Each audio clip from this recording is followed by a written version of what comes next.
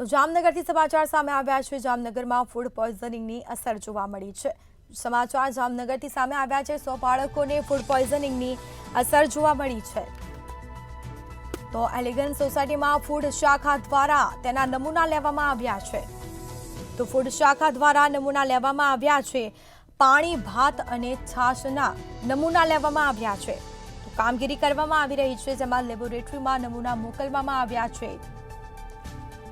તો જમણવાર બાદ બાળકોને ફૂડ પોઈઝનિંગની અસર થઈ હતી, જેમાં 48 બાળકોને જીજી હોસ્પિટલમાં ડિસ્ચાર્જ કરવામાં આવ્યા છે। ડીબી પરમાર, જામનગર મહાનગરપાલિકા।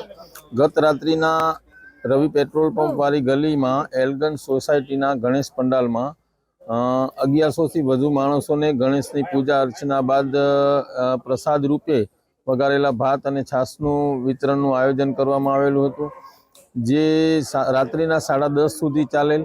10:30 થી જમ્યા બાદ રાત્રે 12:30 પછી લોકોને ઉલટી થવાની ફરિયાદો મળતા આશરે 70 થી 80 જણાને જીજી હોસ્પિટલમાં ટ્રાન્સફર કરવામાં આવેલ હતા, જ્યાં પ્રાઇમરી ટ્રીટમેન્ટ આપી આ લોકોને રજા અપાઈ ગઈ હતી।